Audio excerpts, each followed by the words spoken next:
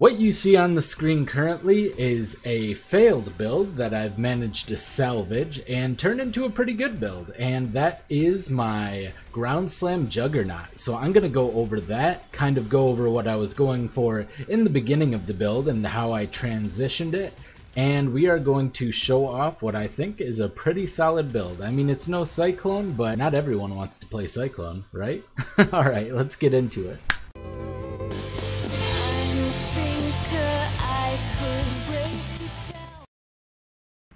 Hello friends, this is Ryan from Behind Eyes Gaming, and welcome to my Juggernaut Ground Slam overview video. I'm going to go over the Juggernaut that was meant to be a stun-based Juggernaut, but it just turned out to not feel that great.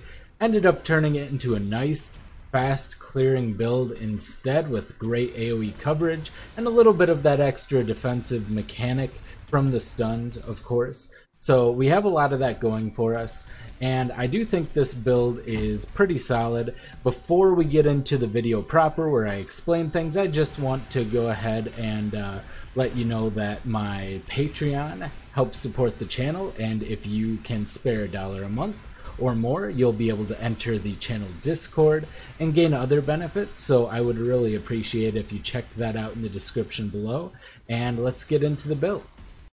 Alright, here we are with Run Stun Fun, the Jug Boy. Was gonna be a stunny boy, but we ended up kind of respecking out of that. Currently level 73, so just hit endgame with it. This is kind of a starter version. I have more than enough currency to gear it up a little bit better. I'm still on a 5 link.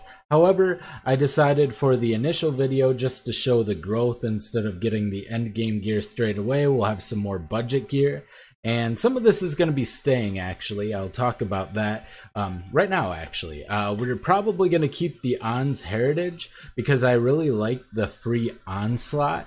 And since we're currently running an Immortal Call cast on damage taken setup, which I decided was still worthwhile, especially for a build that generates so many endurance charges so easily, like a Juggernaut. And Ground Slam also has its own internal endurance charge generation via stuns, so very good there. We do have 6 naturally, but the -1 endurance charge actually puts us down to 5, which is fine because that's the maximum amount Immortal Call can take up to get the maximum benefit. So works out pretty nice. Ends up to where we have Onslaught a vast majority of the time. On the off chance that we're bossing and we can't really generate the endurance charges very easily, we do get +3 to all maximum resistances, which is quite nice. As you can see, 80, 79, 79 in combination with the Barbarism and Soul of Steel nodes. In terms of the skill tree itself, we went through the damage portions. Very important to get the melee attack speed because we do want to be able to not feel like this is slow and clunky, especially with multi-strike. If it's too slow, you're going to accidentally cancel out of the 3 strikes and lose out on a lot of damage that way. So we want a lot of attack speed when we can get it. We ended up going through Warrior's Blood, and I just beelined it straight through to the Duelist area and grabbed Art of the Gladiator. I actually leveled with a Lycosidae because the hits can't be evaded, so I didn't have to get any of the accuracy, and I only switched off of Lycosidae when I did Merc Lab and got Undeniable. I may spec out of Unyielding because we don't gain that much of a benefit from it at this point. But it's still useful. It gives us some extra damage and extra area. As you may have seen, the area is quite impressive. But maybe we go Unstoppable and Unbreakable along with Unflinching and Undeniable in the end. We'll have to see. Definitely getting Unbreakable next, though, because of the defensive utility of that. And we're going to try to get a higher armor than this body armor. So hopefully that will benefit us greatly. Once we went and grabbed that stuff, we started just heading down and grabbing Brinkmanship. That's really important for the AoE. And then I also wanted to get the AoE from Ribcage Crusher and the nodes surrounding that. So all the AoE melee skills feeling great because of all of the extra AoE that's on the tree now. Axes have splitting strikes, I think. Yes, splitting strikes and the area around that. And then we have Ribcage Crusher for maces, so that's quite nice. After that, I ended up picking up the stun mastery nodes along with like skull cracking and these stun duration nodes here, as well as the spine cruncher node. And I'll probably spec out of this stun duration here in favor of heading towards Impale. Once I get a 6 link, I can put Impale on. That'll drastically increase our damage. So that's probably the plan going forward. In terms of accuracy, as soon as you get Undeniable, if you don't have access to it like Hasidae, they're like 12 chaos when I checked yesterday, not sure what they're looking at now. If you don't have or you can either get Undeniable right away, helps with the attack speed a lot, and because you get 1% attack speed for every 200 accuracy, and then you also gain accuracy equal to your strength, so it's quite easy to get about 2k accuracy, which means you're going to be at 100% chance to hit, and it'll also give you 10% more attack speed. So that is pretty nice. Currently we are sitting at 100% accuracy and then 98 against evasive with a total of 2,475.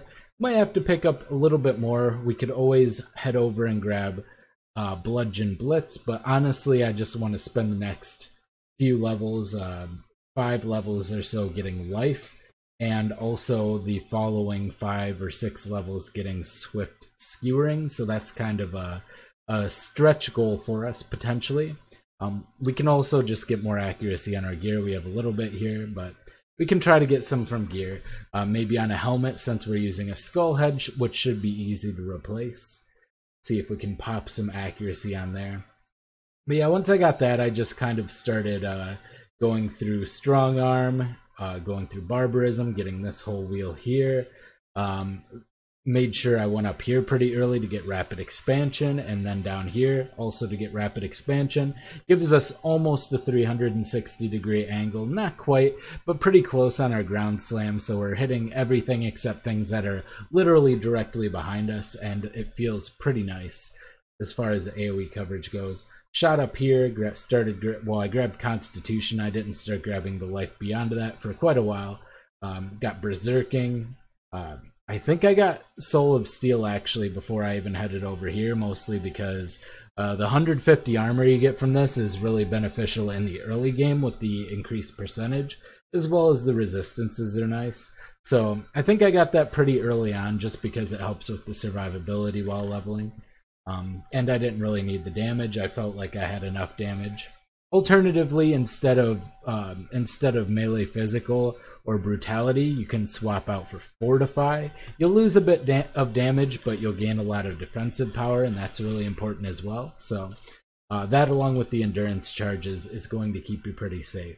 And then from there, just grabbed Golem's Blood, started grabbing the endurance charges as soon as I got the ascendancy for unflinching here. So yeah, that's pretty much all she wrote. Pretty simple. Got Berserking from here. Like I said, we're going to get the Swift Skewering node and some more life nodes until we get at least over 5,000.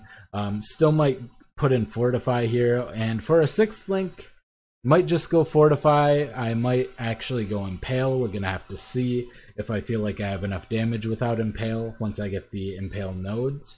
If not, we'll have 100% Impale at that point, and we'll be able to really destroy things. And by that point, I mean if I decide to use Impale. Of course, we won't have it if I do not get the Impale support gem. So, but Fortify might be more necessary. We'll see if the offensive or defensive options are going. So my plans going forward for this build, pick up a 6 link. I'm going to go over my gear, I guess, a little bit too. This is actually not a bad piece of gear. I picked this up relatively cheap. So I looked for things that were better than the initial item I had planned for this, which was the... where did I put it? Oh, did I accidentally sell it? I may have accidentally sold it instead of putting it back in my unique stash tab. Yeah, I think I did. Well, I had the crab the crab mace. I'm not really sure what it's called, if I'm going to be 100% honest here. It's got a pretty long, confusing name, but you might know what I'm talking about. It's a one-handed mace, pretty high damage, and it has reduced enemy stun duration, or I'm sorry, reduced enemy stun threshold. So I thought it'd be pretty cool to just be able to perma-stun everything. However, it just felt so bad. I was not, because of the increased life of the with the rare monsters, I was unable to stun even with stun mastery with a one-hander. I thought maybe if I got kinetic impacts and switched to two-hander, I could do that, but I really wanted to play one-hander. I feel like Ground Slam with a two-hander would be very painful because of the attack speed reduction. It's not that big of a deal, it's 10%, but it just felt like with slower weapons and multi-strike, it was painfully slow. Old multi-strike kind of fixed that, but there's more melee attack speed now on multi-strike in exchange for the extra damage from the second and third repeat, which gives us a lot higher damage than it looks like we have at the moment. Currently sitting with 23.6k tooltip DPS unbuffed, but we do get onslaught as soon as we hit max endurance, which is pretty quick, and we have blood rage, which also gives us frenzy charges, ends up putting us a little over 50k, not counting in like maims and pails, all the extra little sources of damage we have. So yeah, overall feels pretty decent so far. Going to get that 6th link before the next update. If I do decide to update this one, I may not have enough interesting things to say about it overall. Another thing to point out here, you definitely want at least one piece of gear with physical attack damage leached as mana. Because you're hitting for such high numbers, it's very important to have that. So I have this pretty decent okay ring. It's not spectacular, but it is definitely passable. I did manage to get a Ground Slam that was 21-23. These are going, I got it for 10 chaos, but that was pretty much a steal. All the other ones were going from 15 to 20 chaos. So the fact that I managed to pick one up for 10, pretty good. Because of the way that Legion drops some of these corrupted items occasionally, there are a lot more of these 21-23, which is level 21, quality 23 gems on the market. So I would recommend trying to pick that up for whatever kind of build you're doing. It's really nice to be able to have that. Had to drop Vol Ground Slam because of it, but I don't think that's a huge loss. It was handy, but it felt like kind of a pain to stop attacking and to use it. So I am using Vol Ancestral Warchief, however, which feels like a nice supplemental bit of damage. Currently have that with Ruthless, which I was just holding onto for my old stun, from the old stun days. The dream was that I would build up a bunch of stun, use multi-strike, which made it so that the third hit of the multi-strike would do 95% more damage, and then use it with Ruthless, which made it so the third hit did 123% more damage. These are both huge more damage multipliers. Then you have a base stun duration of 0.8 with all the scaling stun duration we were gonna have. We were looking at like 2-3 second stuns on bosses in theory, but it doesn't really feel like it was gonna work out that way. And then it didn't feel that great for just general clearing compared to just putting as much damage as we possibly could. So I kind of got rid of that. So Ruthless is sitting here getting leveled up on my Ancestral Warchief. Not doing much. Maim's sitting here. I get my Maim through Flesh and Stone, which I think Flesh and Stone is really overpowered. When you are kind of weak defensively, you can use the Stone, I guess. The Sand Stance version, and make nearby enemies blinded, which is really nice, and take 11% less damage from distant enemies, which is really good. Really increases your survivability. Once you have enough natural survivability, you switch to the Blood Stance, you got your Maim. Really feels nice. Flesh and Stone feels incredible on every melee build that I've tried it on. Currently use Pride. I was just using Herald of Purity for a long time, but I decided I'm going to switch over to Pride. And my thought process is I'm I'm hitting things from so far away. I'm not really sure if they're even being covered by Pride. I don't know if they're close enough for me to get the more damage. But for bosses where I really do need the damage, a lot of times I'm up close because Ground Slam also gets more damage on closer targets. So you want to stand right on top of them, right up in their face. And between Pride and Ground Slam, the more multipliers. That's two more multipliers, getting a lot of extra damage there. So that's kind of my thought process behind that. Of course, using Dread Banner, use that as soon as I pick it up. It is pretty good just in terms of giving you that impale chance, just passively for having it on there.